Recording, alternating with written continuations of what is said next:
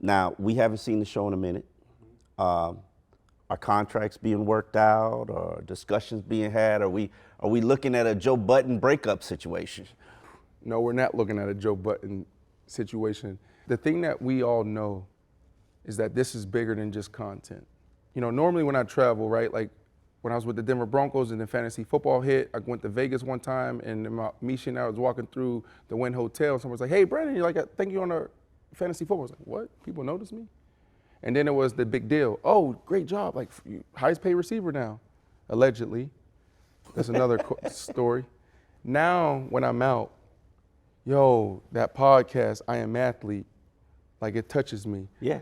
It saved me here, did this. Me and my wife, now we watching it because now we learning from the couples edition, whatever. So all of us know that this is a cultural and a social phenomenon, and it's touching so many people. So we have to figure it out.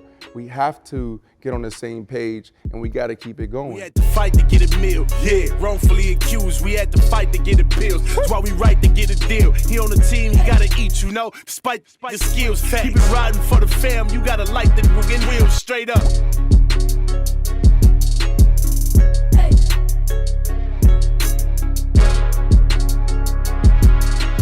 Free to return to that emo rap. Ain't no kilo stash, Augusta's son had to reload that. Daddy gone, but his legacy strong, how do you figure? I too thought I'd be dead, all things considered, but I'm living, thriving and growing, fighting opponents that I'm with it. Striving to know who died for the lowest, don't you get it? The industry hope is trying to control us, no.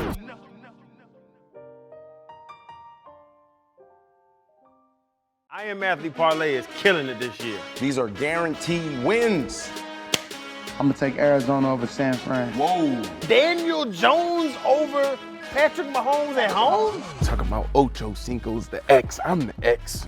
Freaking, you kidding me? Ocho versus science. Please. I'm the X. I'm like, go back, play a little ball, and I'm gonna show everybody who's the X. Bro, y'all want this parlay so bad. Every week y'all in my face with a new camera and a new parlay. Here we go. We got the week 15 I Am Athlete parlay. Hey, these are some easy ones. We got Carolina at Buffalo. You think Buffalo's gonna have another letdown? No. Ain't gonna be no thunderstorm, no 40 miles per hour gust of wind. It ain't happening. You got Atlanta at San Francisco. I like this 49ers team. Everybody thought it was over. No, not so fast. New Orleans at Tampa. Tampa Tom Brady going to get it done. That's the week 15 I Am Athlete parlay. Promo code athlete. Yeah! DraftKings.com is the sports book. I Am Athlete is the platform. Parlay, I Am Athlete all day. Promo code athlete. Let's get it.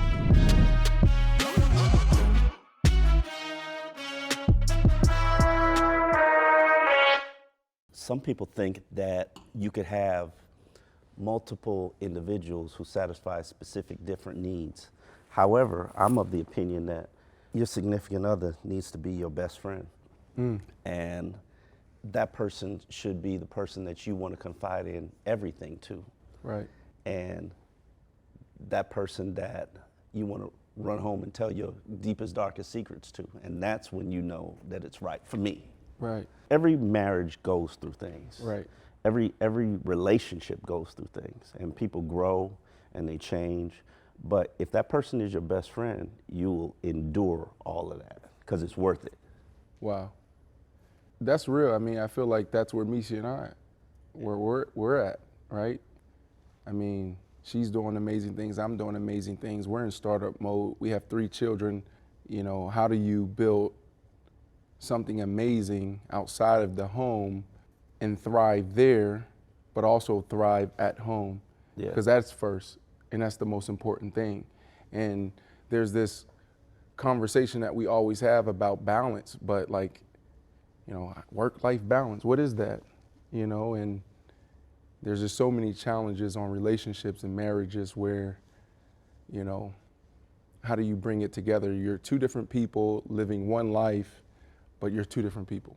2 different people, a couple in a union, and then also a family. Right. And then for you and Michi, also a business. Right. There's a lot of things going in there. Ooh. A lot of challenges too. And the crazy thing about our relationship is we're almost like the same person, meaning like excellence. You know, it's how I was in football about like, I want to be the best wide receiver. She's like that with our family, right? And it's just like, boom, you know how locked in I was with football, you know? And so it's like excellence, excellence, excellence. And then also she's a leader, I'm a leader. You know, it took a long time for us to figure out like each other's personalities, love languages, and how do we bring this thing together. So if both of y'all are leaders, when do you follow? That's a great question. Appreciate that. We kind of defined this 6 years ago, 5-6 years ago. We're still in couples counseling. I'm macro, she's micro. So anything micro, I follow. Macro, she follows. So I'm thinking about 5 years from now, 10 years from now. She's thinking about every single day. I'm running a business at home, right? You know, she's thinking about that budgeting. I'm thinking about generational wealth. You know, perfect example, we partner with NASCAR on another show, and we were at Daytona 500, but I'm there for business, and I'm capturing the content. I'm doing what we need to do because this is for the announcement of it, right? But this is a big moment, but I'm not taking it all in. I'm not mindful. And so I'm there, and we just had this one little mom. I was like, babe, come on, we gotta go. We gotta go over here. And she's like taking pictures, and she's like soaking it all in. And that was tough for us. Like, we had a tough night during an amazing moment. So the next week, we're talking to Gail, our counselor, and we dive into it. And like the outcome was this. It was like, you know what? I don't do a great job of celebrating those small wins and being present because I'm always thinking big 5 years from now.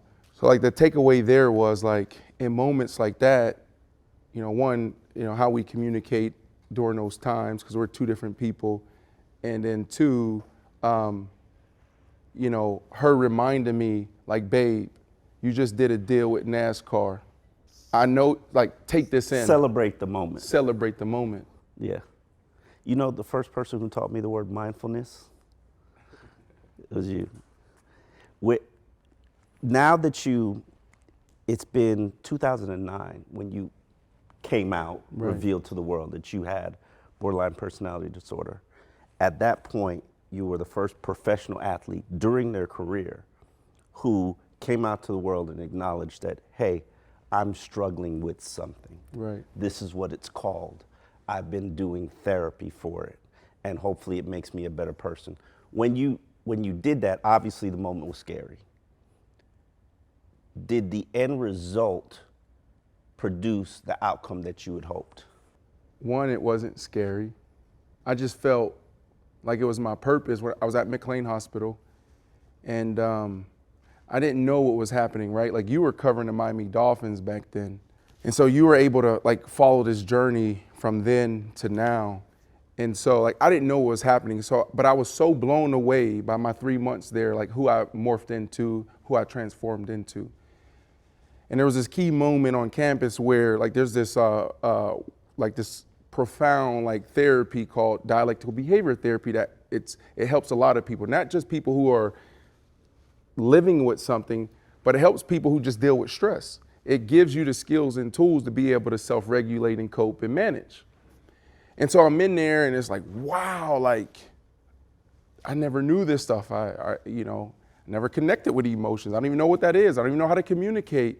And then there was this New York Times piece that came out, and it was like, it said, the creator of dialectical behavior therapy, Marshall Linehan, also lives with borderline personality disorder.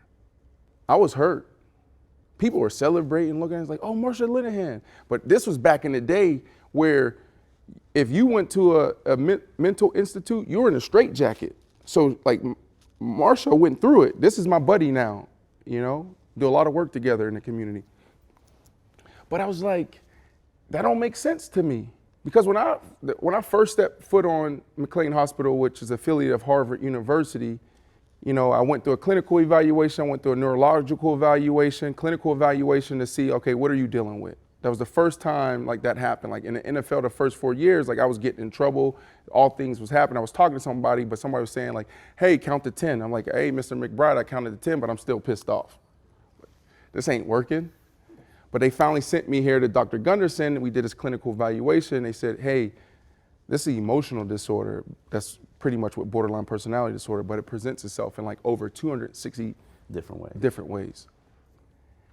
And so first week there, Michi was with me, and they invited us to these workshops. The first 5 hours of this 6-hour day was all clinicians, and I was sitting there, I was taking notes, like, oh, this is okay, I'm learning. The last hour was a panel of patients. And that's when I leaned in. And I was like, oh, other people are living with this. That's me. So it was interesting because this panel was made up of people on both ends of the spectrum. You had somebody who was there, 10 years ago and was out the program, like a graduate of the program. And they living a healthy, effective life for like 6 years. You had somebody who was there on campus for 2 weeks telling their story and their experience so far. 6 months, 3 years. So I saw the entire spectrum. So I was able to see somebody who was still struggling, and I was able to see somebody that actually made it through. And I was like, oh man, I didn't know I was suffering. I felt like this was real. Like me leaving the Miami Dolphins practice, 100-degree weather, having a hoodie on my head, bending down like I'm 5'6", so nobody recognized me because I was like social anxiety. Like I didn't want people to talk to me. Sitting in my living room, not smiling, not being able to tell my wife or my brothers and sisters I love them. Sitting in my theater room at a $4.5 million home. Like, oh, this is cool. I don't have to ever leave the house. Not talking, depressed, isolated. And so when I heard their stories, I heard, like, man, there's a chance. And so I felt inspired then to do the work so I can then like use that platform to like talk about it. So when Marsha Linehan came out, I was like, damn, 50 years later, Marsha? I love you, Marsha, but damn. 50 years later, like you know what that does, patient to patient? Forget the clinicians, but when the patient say like, this is what I'm living with, this is what I deal with, that it empowers people, it inspires people. You know how many times somebody came up to me or my wife and said, go back, Seattle. This actually, we came together with Marsha Linehan and we did this mental health first aid teaching in Seattle before I even played for the Hawks. School system. So Michi went in with Marsha Linehan and they taught like the school, like the district. And it's like, okay, can you identify, the difference between, can you identify the signs and symptoms of anxiety and a heart attack? The symptoms are the same. What do you do if you can? Nobody knew. What if your kid comes home and says that I'm suicidal? What do? Nobody knew. So then they taught. A week later, a teacher reached out to us and said, hey, like I went in because like asked, like you got to talk about like, hey, is everybody okay? Is anybody thinking about contemplating suicide? He just asked that question. Everybody left the class. After the hour, kid came up to the teacher and said, me. And then now this whole training, it's like, okay, well, how? Teach what to do next. He opened up his book bag and there was a backpack filled with pills. He was going to do it that day. And so now that kid, that family is still here to this day living a healthy, effective life. And so I say that because like there's so many people that walk up to us, and there's other people, Kevin Loves of the world, DeMar DeRozan's, now Naomi Osaka, Simone Biles of the world that are, using their platforms, and I'm sure they're getting the same thing. We're like, yo, you saved my life, you saved my life, you saved my life. That's real. And so that's why I was like, oh, I got to do this. How much do you think that changed the conversation about mental health within athletics? Because most athletes, they go through something. I deal with athletes all the time, and not everybody can handle criticism well. Right. Yeah, I mean, you played like it wasn't bothering you, but it was bothering you.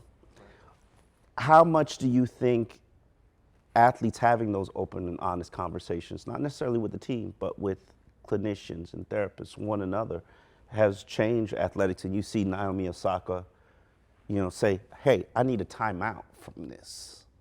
Calvin Ridley, Yeah. Bubba Watson.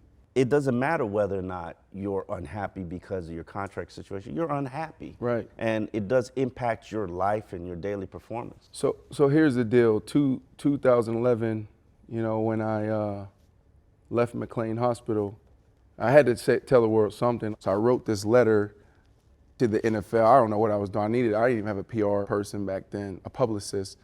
And so I was writing up my own statement. I'm like, I just wrote this whole thing, and I basically was like, look, I'm not coming back to play football until I fix this. And so I came home, and nobody knew where I was. And I was like, look, I just spent the last 3 months at McLean Hospital. I was diagnosed with borderline personality disorder, and I went into the story. I said, I'm not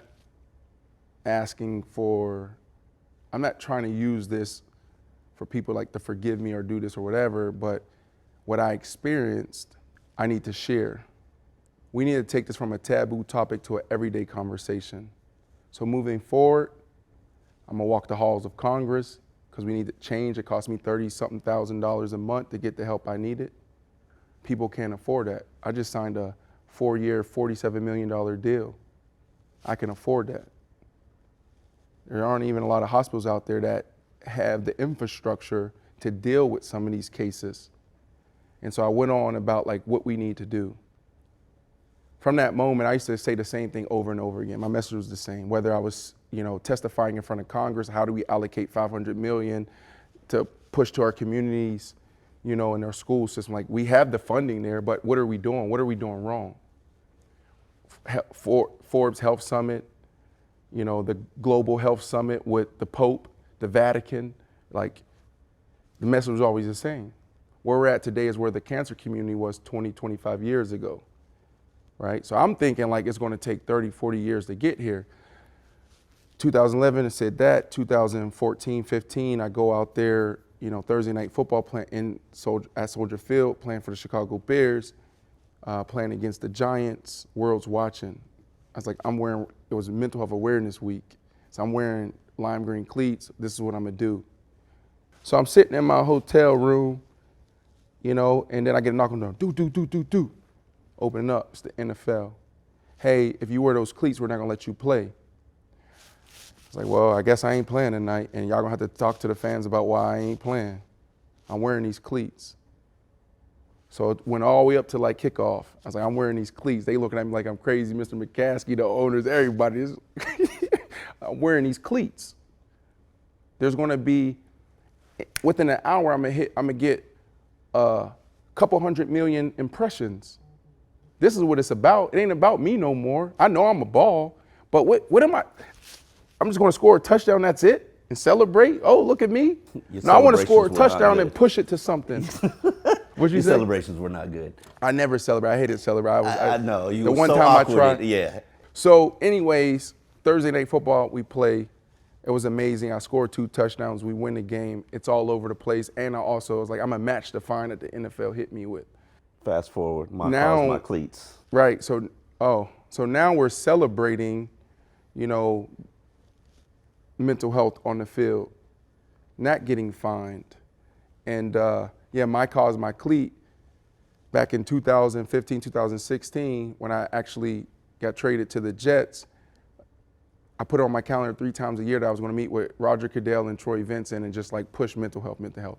So one of the things that we talked about was how do we get to my cause, my cleats, right? So, we were able to get that done. They made that move, and now guys can use that platform, not get fined for it, to push to not just breast cancer awareness, but to the things that means the most to them. And so when their question was, how do I feel where we're at? And there's so much more to it from a business standpoint, where I would pitch like Under Armours of the world, because I did a case study on Live Strong, Lance Armstrong, Magic Johnson, Boomer Esiason, Keanu Reeves, Michael J. Fox, like people who, athletes and entertainers that did well with their platform, but pushed it to something special beyond them. And so 2 people stood out to me, Magic Johnson. I was like, why is this dude worth $500 million still on this ESPN tour? Like, he's losing money by talking about basketball. And then Live Strong, Lance Armstrong, I looked at the business of that, and I'm like, they made Nike billions of dollars, $1 billion off of that brand. They were able to rev share off of that product that they created, and now they were able to bring in $30, $40 million a year. Oakley, the same thing. So I'm like, well, if the cancer community is made up of 36 million Americans that's personally affected by cancer, look how they came together in Galveston. Because there was a lot of stigma around cancer too, but look what they did, and now look at the impact on nonprofit and for-profit. So now, fast forward 320 million Americans, the mental health community for 320 million Americans, there's 100 million that's personally affected. Think about what we can do in business. So like, I would go to like teams or brands, and I'd be like, don't give me money.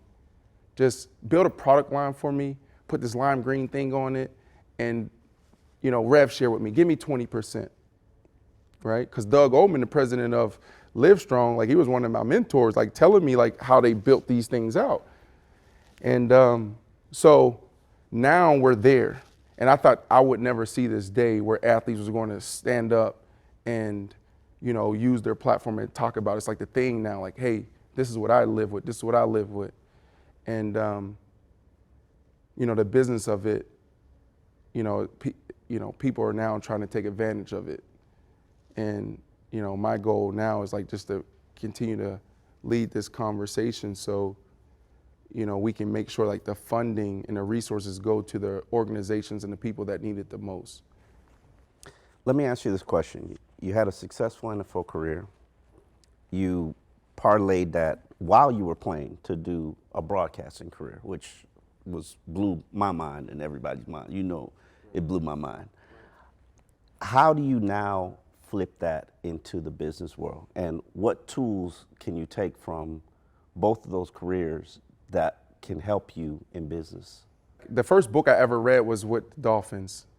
And I got killed for this time where we had a bye week, and I went to Turks and Caicos, and people knew because I was taking pictures or something, whatever. It's like, Brandon Marshall during this bye week is at Turks and Caicos, and and they're 0-6.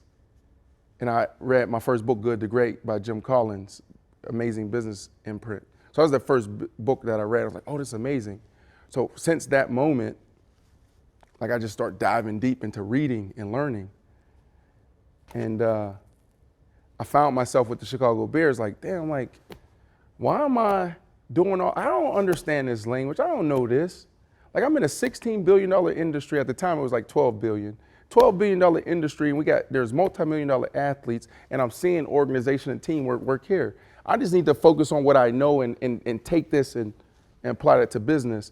So, like, I just stopped that, and I just start, like, literally studying, all the owners and taking notes on the head coaches and stuff. So I had like this whole notebook on, my general managers, coaches. I went back and like in retrospect, like, okay, what did Coach Shanahan do? What did Mr. B do in Denver? The Miami Dolphins, oh my goodness. Is it better now?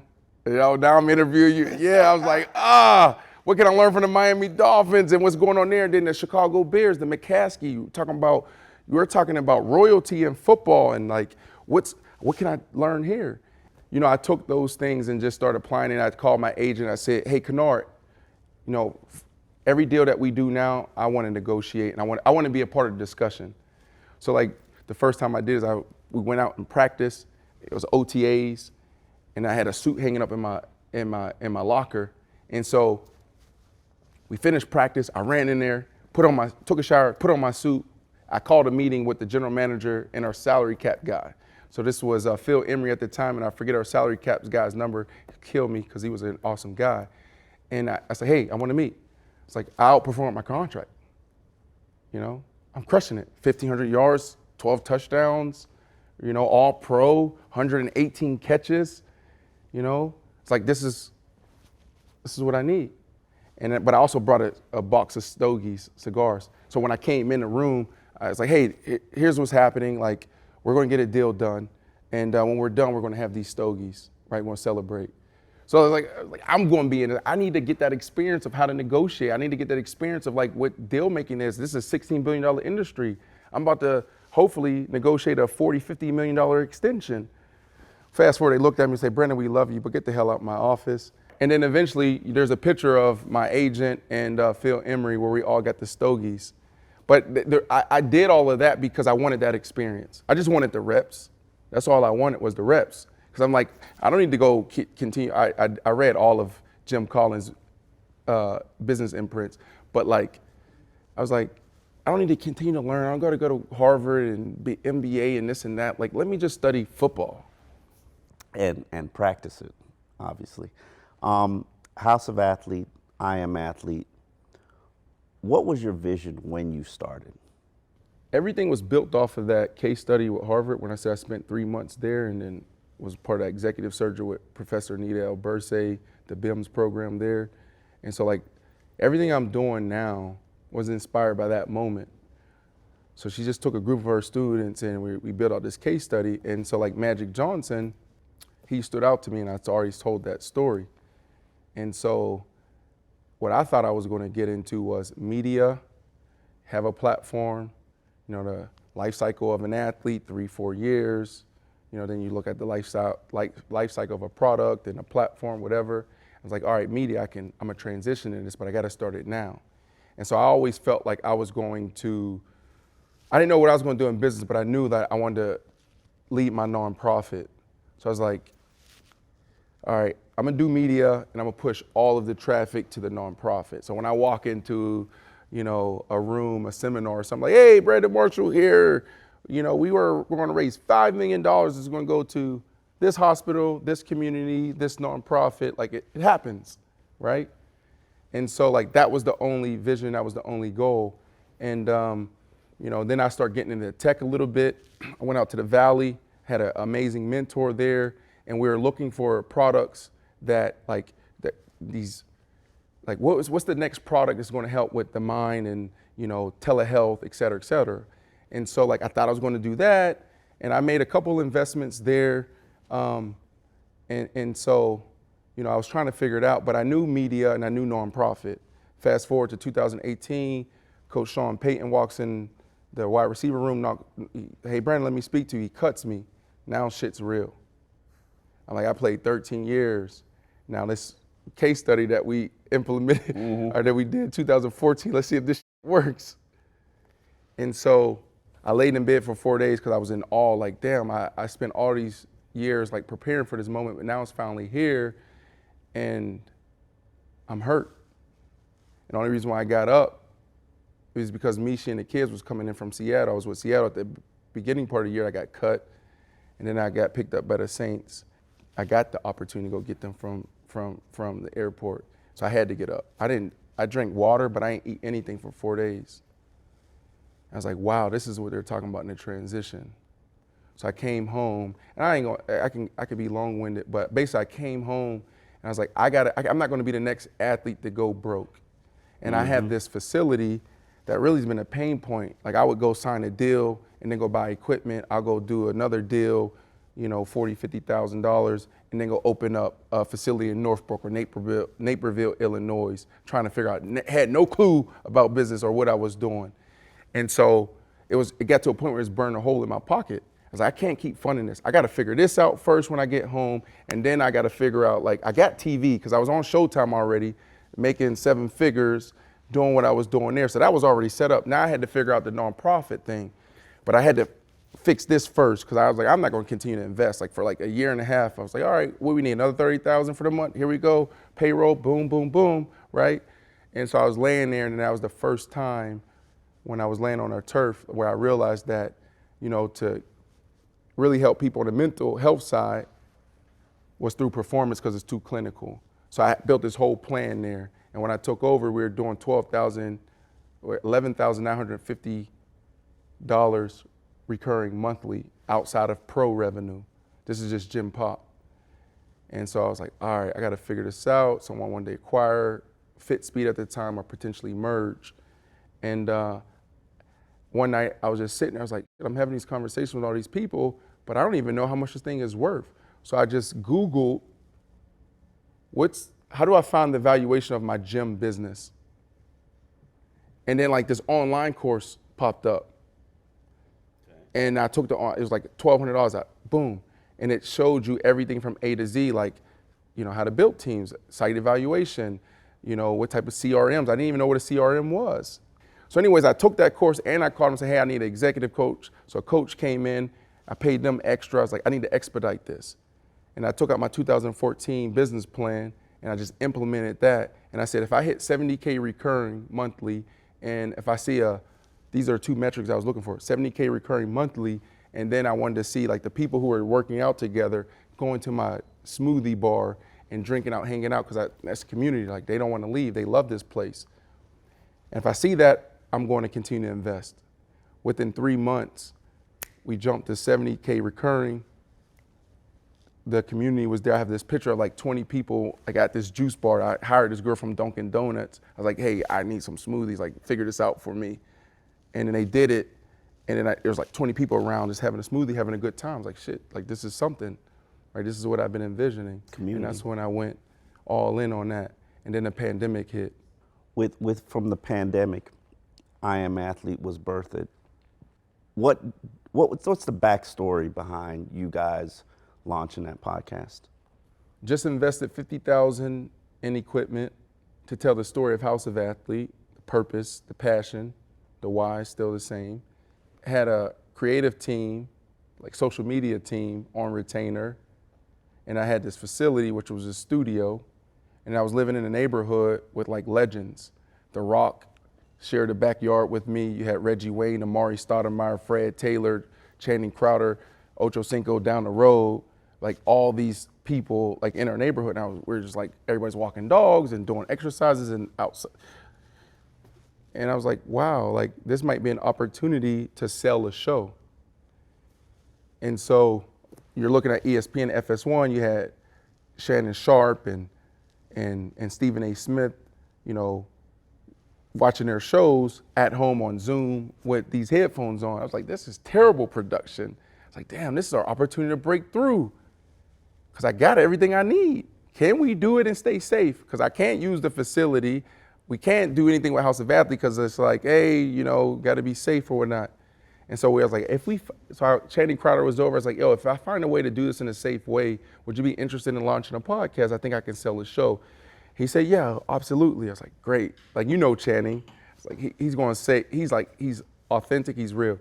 And then there was, Fred Taylor. So I jumped in my golf cart and I went a couple streets over. I'm like, yo, Fred, if I start this podcast, what you do? He's like in his yard, like no shirt. Like everybody was doing workouts at the time, like freaky Fred, like shirt off, sweating. He's like, yo, I got you.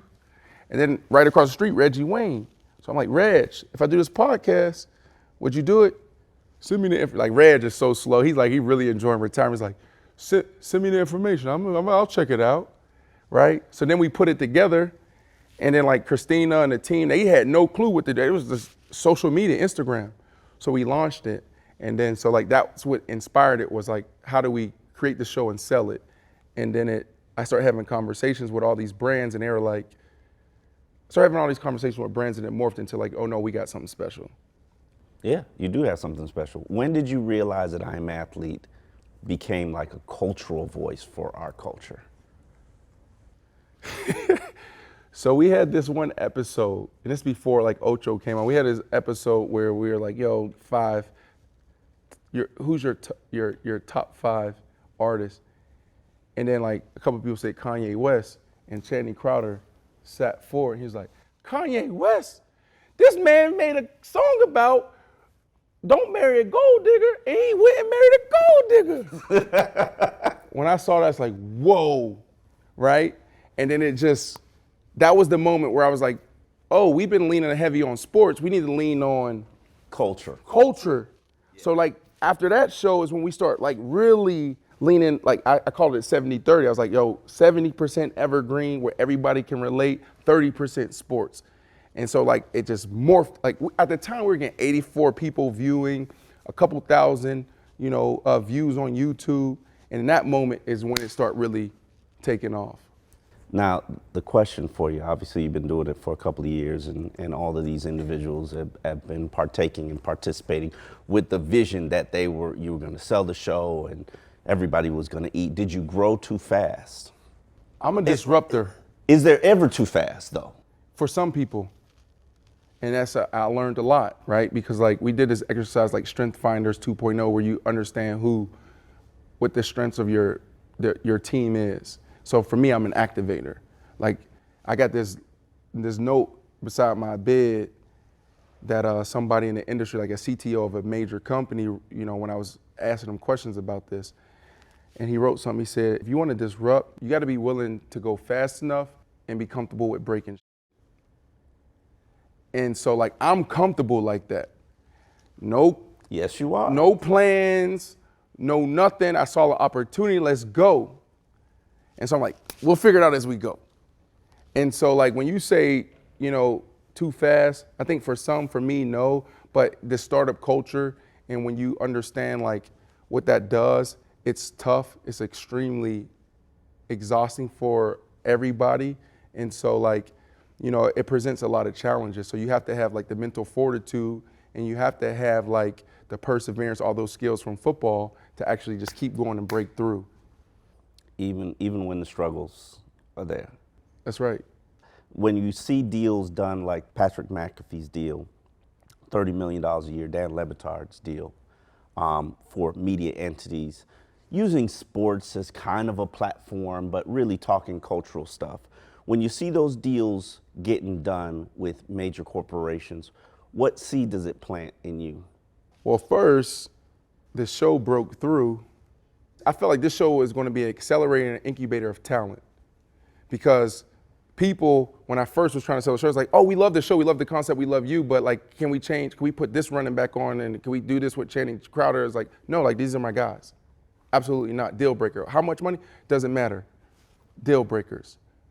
And then so it was like, oh, this could be something where this show launched into Channing Crowder's fishing show, this launched into Reggie Wayne's cigars and cars show, Freaky Fred goes into, finance, right? And so now we got a production company, now we have a network. And so that's what happened. And then as I started to plan, and I brought in somebody to help me build up my 5-year roadmap and my business plan after we already got started, it's like, oh, The Ringer, 300 million, Joe Rogan, how much? 300 million. Dan Le Batard, Metalark, 3 for 50. Smart List, they started a year ago. They did 80 million just on audio. So to me, it's like, yes, they set the market. So that's what I see. When Pat did that, like Pat, he's one of my guys. I reach out to him, Matt Barnes, Joe Budden, Noriega, even the guys. Gillian, them, what they doing. Oh, love it. Yo, like, what are y'all doing? How do we do this, right? And so it's like they're setting the bars. And this is like football to me. Wide receiver market. When I came out, before I did the Miami deal, Larry Fitzgerald, 4 for 40 million, right? Okay, well, I'm the hottest thing right now. Now I need to reset the market. I need to be paid the most. Give me 4 for 47, whatever. It doesn't just benefit you, it benefits everybody. Everybody. Yeah. So see Pat doing that, and now it's like, okay, he reset the market. And now you look at Pat McAfee, who's a genius. He said, I don't need FS1, I don't need ESPN. I can go do this, myself. They serve a purpose, but like you don't need the traditional networks anymore. And so now it's like, okay, let's study Pat McAfee. What is he doing? How's he repurposing content? He shoot one show and now it's repurposed on 10 different platforms in an hour. Audio, video, tour, boom, boom, boom. So now if you have the template, the game plan, the blueprint, and your content sticky is good, follow the blueprint. Yeah. So like, it's just like, it's inspirational. And the challenge is staying committed and making sure everybody who has been there at the beginning remains with the team. Now, we haven't seen the show in a minute. Are contracts being worked out, or discussions being had? Are we looking at a Joe Budden breakup situation? No, we're not looking at a Joe Budden situation. I think all of us know, the thing that we all know is that this is bigger than just content. People, when I travel the country, I've taken a few trips outside the country, since we've been able to fly. And, normally when I travel, right, like when I was with the Denver Broncos and the fantasy football hit, I went to Vegas one time, and Michi and I was walking through the Wynn Hotel, and someone was like, "Hey, Brandon, you're like, I think you're on a fantasy football." I was like, "What? People notice me?" And then it was the big deal. "Oh, great job, like highest paid receiver now," allegedly. That's another story. And then there was, Pro Bowl. Like, you have these moments. Yeah. Right? And then there was the Showtime deal. And so, like, traveling around, I love Phil Simms, I love Ray Lewis. Now, when I'm out, that podcast, I Am Athlete, like, it touches me. Yeah. It saved me here, did this. Me and my wife, now we watching it because now we learning from the couples edition, whatever. So all of us know that this is a cultural and a social phenomenon, and it's touching so many people. So we have to figure it out. We have to get on the same page, and we got to keep it going. But like now, it's just like the business of it is so big and it's so complex, because when you think about like this show right now, you can take this show and you can monetize it in so many different ways.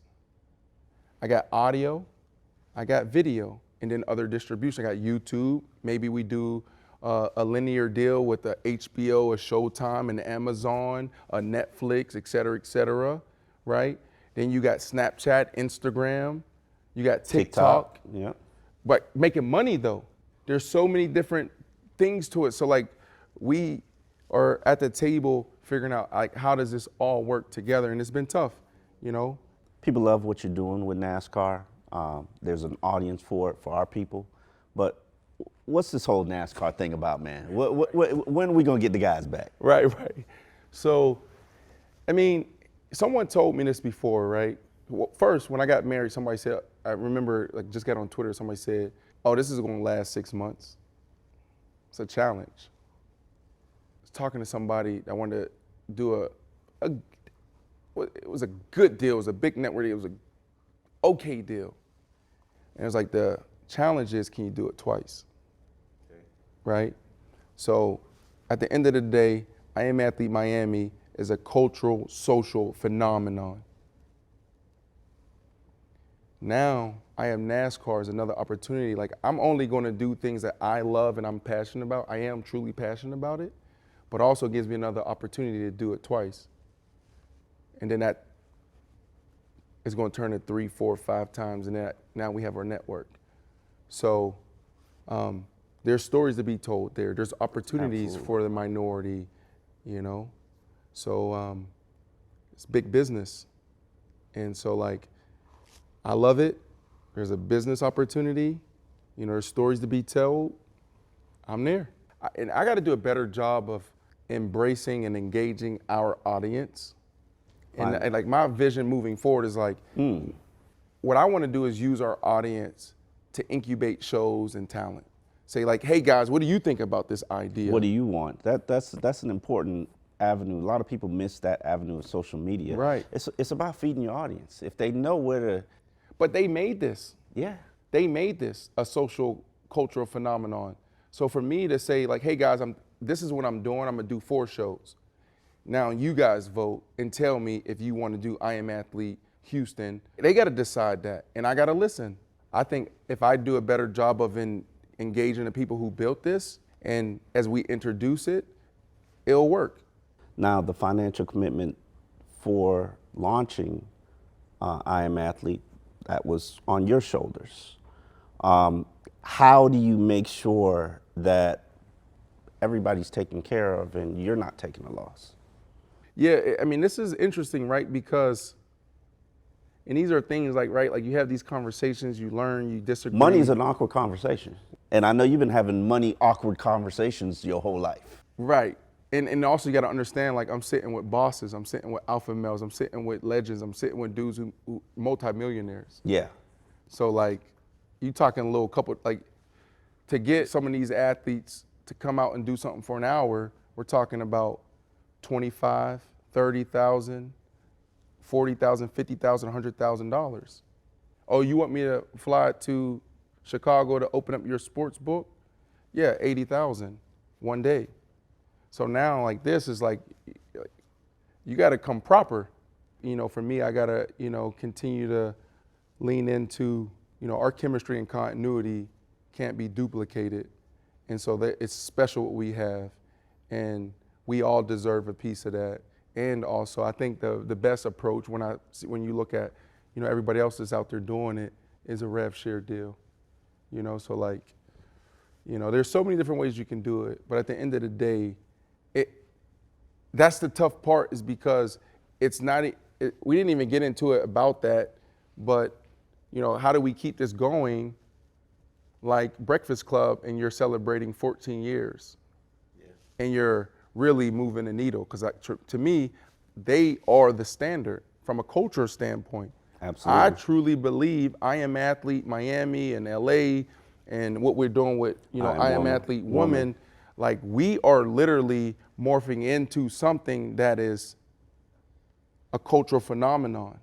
It speaks a lot to the culture. Now, let me ask you this question. Well, let me ask you a question. What's up? Why does it speak to the culture? What do you like about it? What I've always liked about what you're doing, What we doing? what we're doing, and the platform is, a lot of times these athletes, they are so pre-programmed with, the team is going to talk to me for 10 minutes and tell me the things I can and cannot say. And they're going to ask you this question, and this is what you need to say and answer this question. Like, we don't, you know, give you an example, Ocho Cinco, back in the day. I covered Ocho Cinco. Nobody's like Ocho Cinco anymore in the NFL. You know why? Because the league has purified it, watered it down, cleansed it to the point where athletes can't be themselves. They can't talk trash outside of the field. They can't talk trash in the media. They can't tell you, oh, I'm going to lock down this cornerback today, or I'm going to do all this. Right. And to piggyback that, they can't talk about their money situation or their push to get financial security. I remember Jarvis Landry when I was covering the Dolphins. He was paid like, he was a 3-time Pro Bowler and was paid like the 146th highest paid wide receiver. Played his final contract the entire year, and then got to December, had a fracture in his back, was still playing, not practicing, but still playing, and had to go to the GM's office and beg him for a contract offer. Wow. Who, and has to do this in secret. I find out after the fact, but people don't know what athletes go through. Wow. People don't tell the story, like, you know, and I have conversations with athletes all the time. So, but I'll have the real conversation with them. This is what you should do. This is how you should play it. This is, you know, but with social media and with shows like I Am Athlete, you get a chance to be you. You get a chance to be real. You get a chance to show people who you truly are, not the filtered version of it. And I think that there's some, like, a purity to it, that it's unfiltered, it's uncut, and that's what people gravitate to. Right. Cam Newton's interview, to me, classic. Right.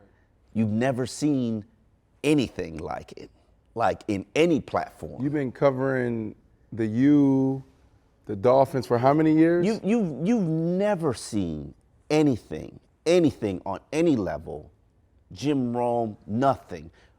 An athlete being interviewed by other former athletes that they respect, you can get a greater depth of an answer. You can get, because they understand, they relate. It still stands out to me. Cam Newton saying, I might not be top 10, but I'm not 32. While he's not Cam Newton, he's not 32. He shouldn't be out the league. And then having the conversation about why he's out the league. Right. You know, all the things that come with Cam Newton. Like, you know, why should there be things that come with Cam Newton? unfortunately, if you're a white quarterback, Mike Glennon, you could be in the league for 14 years. Wow. And cashing checks, and maybe you win, maybe you don't.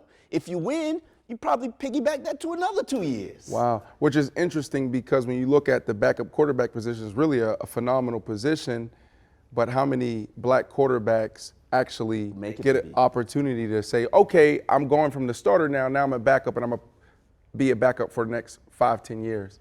Yeah. Wow. Listen, as you know, backup quarterbacks, they will outpace some starters in career earnings and salaries, and they just stand being good. Josh McCown, let me hold something. He was working coaching high school football. Got the call, came out, boom, balled out, 6 games. Chicago Bears leading the way. That parlayed into 12 million, 10 million, 12 million, 10 million. They have some good games love as backups, and it's on and popping. But let's, I am athlete woman. That has led to some very healthy conversations for me and my household. Really? Oh, yeah. I think it's because you don't get an unfiltered perspective from a woman on issues that are going on in relationships and a peek into a woman's world. Let me ask you, what have you learned from watching that show, seeing Michi take that platform? What have you learned about your wife, and what have you learned about yourself?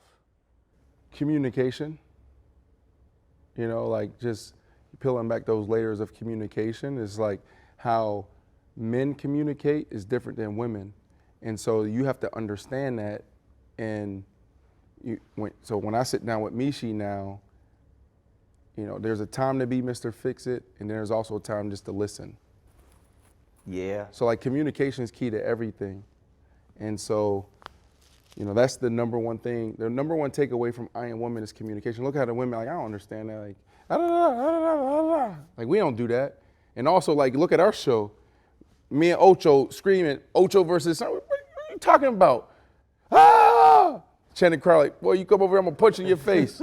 And at the end of the show, we smiling and we hugging. It's funny that you say the Mr. Fix-It, because now I'm going to therapy as well. Oh, wow. Yeah, of course. There you go.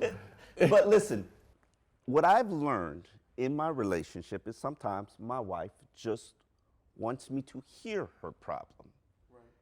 But as a man, I feel like, okay, this is your problem, this is my wife's problem, I need to fix it. But she doesn't want you to fix it. No. Why? Make that make sense for me. Oof. Explain. I can't. I saw this play out at McLean Hospital, self-assessment, everybody just going around circle and talk. I was the only male in that group therapy. And so basically you're like, oh, this is what happened in my day, this was going on. So all these women talking, and I was like, I need to shut up and listen. And I was like kind of counting the times every time I wanted to jump in and fix it. And what I saw was the women like, oh my goodness, this and that. And I'm like, well, let's do this, let's say that. And then how the ladies responded, they validated. Okay. And they just validated and they validated. It's like, oh man, I'm so sorry you went through that. Oh, are you kidding me? And I was like, what? This is terrible. But I sat back and I just like was able to take notes, mental notes where it's like, oh, this is how women talk and this is what they expect. So I saw it play out in self-assessment where it was like talking, and nobody was like, do this, do that. Validation. So it's communication, and then you validate first, right? So, hey, I can understand why you're going through this. And then once you do that, then maybe if we got to solve something, then you get into, compromise. But you have to validate. Okay. And a lot of times, men, we don't validate. I do not validate. Well, you just did that? Why did you say that? You got to say, babe, I'm so sorry you're going through that. Like, are you kidding me? What? I'm going to try that. Let me ask you this question, because I know you held off from having kids for forever. And that was just your mindset. When you have a plan, that's how you operate. Are you the father that you thought you'd be when you finally said, okay, we're going to do this? No. Why? There's this book I read called One Thing. And then there's this one chapter where it talks about, like, men, we're conquerors, Okay. and we're doers. We got to keep going and provide. Like, we think we're the providers, right? And it's different for every relationship, whatnot. And things are changing. But anyways, reading this book, and everybody's trying to work-life balance, whatever. It's one chapter. They highlight, okay, your personal life is a glass ball. Your professional life is a rubber ball. You write, you cover, you're on a beat, you know what I mean? You're a producer, you tell stories, right? So like what happens with men a lot of times is like, oh yeah, I'm gonna have time, we're gonna do date night, we're gonna do that, we're gonna get there. I gotta go do this first. And then with the kids, it's like, daddy's gonna be home, daddy's gonna do that. And then you look up, the kids are out of school. So what happens is like, you can drop the glass ball and eventually it scratch, get a little scuff in it, and then it shatters. You can never put that back together. Divorce, kids are gone, and now you don't have that anymore. Your professional life, you can drop that, it's a rubber ball, it bounces back up. So what you do is you put your professional life on the back burner, you build your life around your personal, and then everything else fills in. Because I would think that the balls would be reversed, which is probably maybe what's wrong with me. I would think that the professional life is a glass ball, but you're right. It does bounce back, whereas the personal life doesn't necessarily. So how could you be a better father? Michi and I were putting up the Christmas lights the other day, and I was like, hey babe, 2022 is coming up. Every quarter, let's go out the country, let's take an amazing trip. Because what I want to do is, I was like, every quarter, and she's looking like, oh really, now's the time? You gonna stick to it? Every quarter, we're going to take an amazing trip. Every month, we're going to do a staycation, and then date night weekly. So now I'm communicating with Michi, we're shaping this out. So the first 3 months, we're snowboarding, right? And then second quarter is her birthday. Now we're going to Mexico, Cinco de Mayo's, May 5th. Okay. So boom, I'm putting that in. And now anything I Am Athlete, anything I Am NASCAR, anything I Am Athlete LA, anything I Am Athlete Houston, anything our daily show, anything our Girls Gone Veg show, anything House of Athlete, Combine, Pro Athletes, Gym Pop, gotta fill in those. But then it's time blocked in this window. Like Okay. This is sacred family time. Can't touch that. Okay, that's a good strategy. Mm-hmm. The one thing. That's the book. The one thing. Yeah, we gotta hold each other accountable. The whole book is about what? Prioritizing. Just finding that one thing. A lot of times we spread ourselves thin. Just like, what's that one thing? Go deep there. And then it talks about balance and scheduling and how you get there. You've always been so career driven. Look at this. Look at this. Did you need this? But you wanted to do this. And it's always adding more to your plate. What's the inspiration? Like, what is it that drives you? Oof. Well, I just think I'm a competitor. Okay, that's true. Business is sport. Just want to compete. I like just competing. I want to create something. So, like the flesh is I want to compete. I want to create. Okay. Right. And so, to be able to take something from nothing, a blank canvas, and paint something, and be the next trailblazing company, innovative company, the next network, the next Pat McAfee, the next Uninterrupted, the next Bleacher Report Players Tribune. Like, man, that drives me. I love that. I actually love this more than football. Really? Like, just that challenge. I love it, man, because I can control it all. Meaning more so like You're the quarterback. Yes, I'm the quarterback, the head coach, and the general manager, and the owner. If it fails, it's on me. Like now, but you need people. Yeah. How do you build out your teams? How do you build out, so people, product, then processes. Haven't gotten all these right, but that's the order. People, process, then product, right? So like if you can find a way to get this right, then you can break through. Now, you've done well in the business world. You've done well in the post-career world. I always look at you as a standard for the majority of the athletes I cover, because let's be real about it. A lot of athletes, 10 years after their career's over, broke, divorced, unhappy. Like, what advice do you give that athlete whose career just came to an end? They weren't expecting it. They probably thought they could play another year or two, and they're saying, what now? Your identity shouldn't be wrapped up in the sport. God didn't create you just to catch a ball, kick a ball, shoot a ball, hit a tennis ball, like whatever. It's a platform, and be responsible with it. Focus, lock in. It's amazing. So whether it's year 4, year 5, where you're established and you are mature enough, internships, shadowing, reading, continue education, understanding who you are, what else inspires you, what do you want to do, what's your purpose in life, then build a plan around that, use the platform to push to your purpose. That's what I tell athletes, is like, be responsible with the platform, but understand that the platform isn't everything. And what's next for I Am Athlete platform? Network, right? So number one is like, you know, we gonna keep rocking and keep it going, right? So that's number one. I Am Athlete LA, we started that. I Am Athlete Houston, we got I Am Athlete Nashville, got I Am Athlete. The goal is over the next 3 to 5 years, bring to life 10 to 15 brands. I Am Athlete, House of Athletes, is a safe place for athletes. It's owned and operated by athletes, and we're gonna tell our stories, whether it's in food, it's in fashion, it's in fitness, it's in finance, right? Whatever, we can do that. Cut the cord. We had to fight to get a meal, yeah. Wrongfully accused, we had to fight to get appeals. That's why we right to get a deal. He on the team, he gotta eat, you know, despite the skills. Keep it riding for the fam, you gotta light the wheels straight up. But in the past bad, work up in the trash bag. I'll pass a lot to take the test before I pass class. And my family needed bread, I had to come correct. That's why I keep airing it out like I just passed gas.